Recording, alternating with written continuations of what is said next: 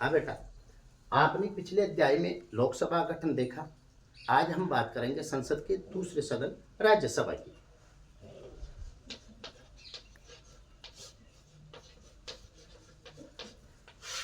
किसकी बात करेंगे? राज्यसभा की। ये उच्च सदन है, इसे स्थायी सदन के नाम से जाना जाता है।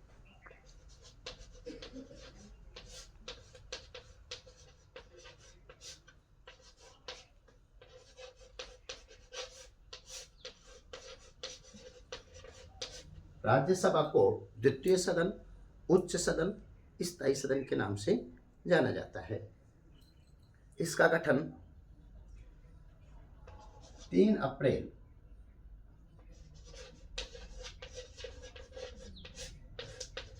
1952 को किया गया। राज्यसभा गठन 3 अप्रैल 1952 को किया गया और इसकी प्रथम बैठक हुई मई 13 मई 1952 को। प्रथम बैठक हुई राज्यसभा की 13 मई 1952 को। गठन कब किया गया? 3 अप्रैल 1952 को। अब देखो, राज्यसभा राज्यों का प्रतिनिधित्व करती है। राज्यसभा किसका प्रतिनिधित्व करती है?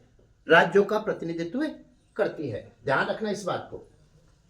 ये किसका प्रतिनिधित्व कर रही है? राज्यों का। अब इसका अपन गठन देखेंगे। कल आपने देखा था लोकसभा में, वही बिंदु रहेंगे, उसी आधार पे इसका गठन देखेंगे। गठन के बिंदु देखो। नंबर 1 सदस्य संख्या, नंबर 2 निर्वाचन,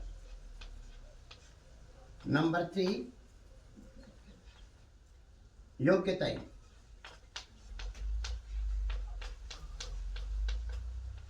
नंबर 4 कार्यकाल,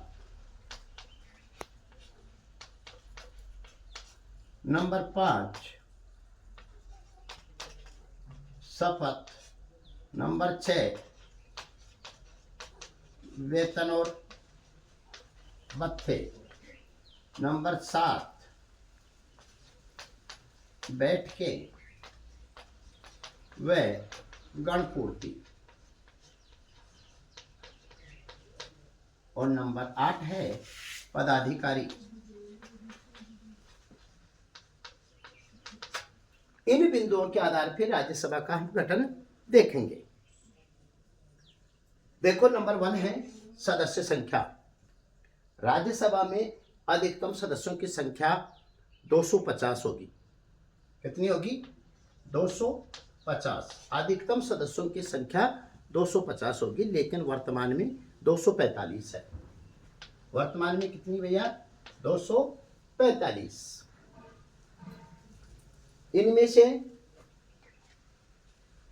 250 अगर निर्धारित होते, इनमें से 238 सदस्य समस्त राज्यों की विधानसभाओं और केंद्र शासित प्रदेशों की विधानसभाओं के सदस्यों द्वारा चुने जाएंगे और 12 सदस्य राष्ट्रपति द्वारा मनोनीत होंगे।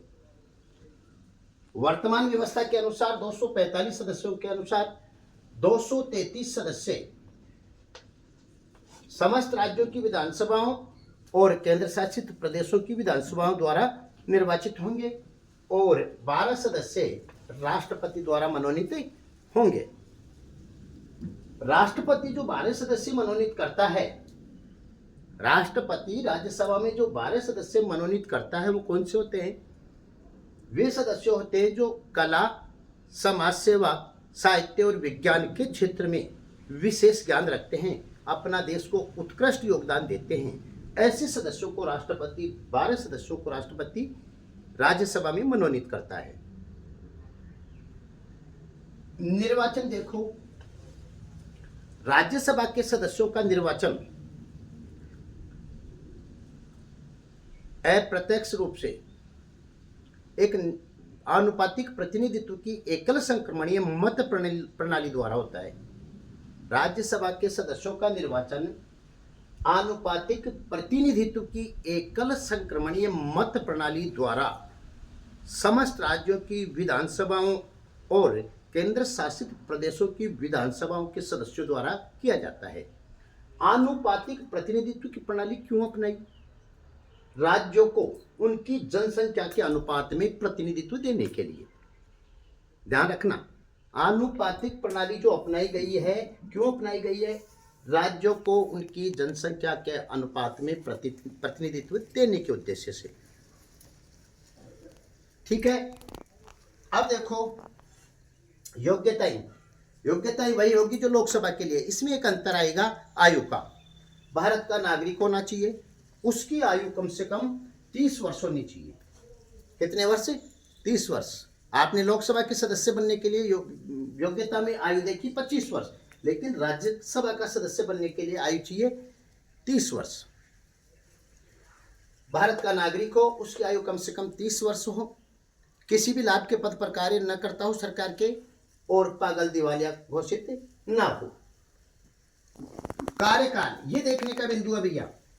कई बार बच्चे कंफ्यूज होते हैं, जितने भी कंपटीशन के एग्जाम होते हैं उसमें बच्चा कंफ्यूज होता है। आपने देखा, मैंने पहले बताया आपको, राज्यसभा एक स्थायी सदन है, तो आपको सर्वप्रथम ये देखना कार्यकाल, राज्यसभा एक स्थायी सदन है, कभी भंग नहीं होता। ध्यान रखना भैया, राज्यसभा स्थायी सदन है, कभी भंग नहीं होता। लेकिन इसके सदस्यों का कार्यकाल, ध्यान रखना, किसका? सदस्यों का कार्यकाल 6 वर्ष होता है।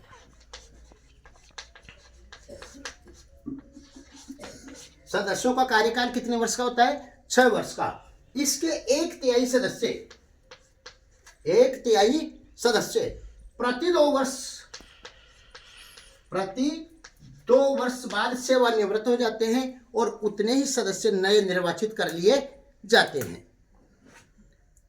ध्यान रखना इस बात को, फिर बता रहा हूं। कार्यकाल, राज्यसभा के सदस्यों का कार्यकाल 6 वर्ष होता है। सदस्यों का, राज्यसभा स्थायी सदन है, कभी भंग नहीं होता। इसके 1/3 सदस्य प्रति 2 वर्ष बाद में सेवानिवृत्त हो जाते हैं, उतने ही नए सदस्य निर्वाचित कर लिए जाते हैं।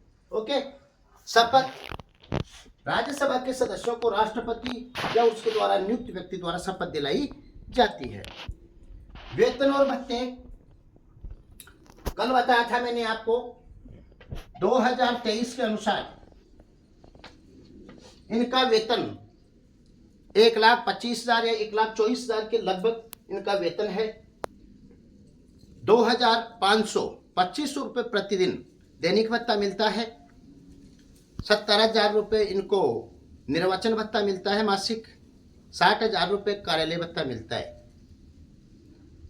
इसके अलावा मासिक पेंशन के रूप में सांसदों को 31,000 रुपये मिलते हैं मासिक रूप से। यह हो गया इनका वेतन और भत्ता। बैठक और गणपूर्ति, वही बात है, इसकी बैठकें निश्चित नहीं है। राज्यसभा की बैठकें निश्चित नहीं है, लेकिन इसके 3 सत्र होते हैं, बजट सत्र, मानसून सत्र और शीतकालीन सत्र। बैठकें निश्चित नहीं है, कितनी भी आयोजित की जा सकती है। गणपूर्ति के लिए 1/10 सदस्यों का उपस्थित होना आवश्यक है। अगर राज्यसभा की बैठक बुलाई जाएगी तो 1/10 सदस्यों का उपस्थित होना जरूरी है। और पदाधिकारी, ध्यान रखना विशेषतः, पदाधिकारी, इसका सभापति हमेशा कौन होता है? उपराष्ट्रपति होता है। राज्यसभा का सभापति पदेनाधिकारी हमेशा, राज्यसभा का पदेनाधिकारी सभापति हमेशा उपराष्ट्रपति होता है। और एक होता है उपसभापति, जो राज्यसभा के सदस्य अपने में से निर्वाचित करते हैं। तो 2 हो गए, एक सभापति, एक उपसभापति। सभापति हमेशा उपराष्ट्रपति होता है। उपसभापति का निर्वाचन ये सदस्य, राज्यसभा के सदस्य अपने में से एक व्यक्ति करते हैं। आ गया समझ में?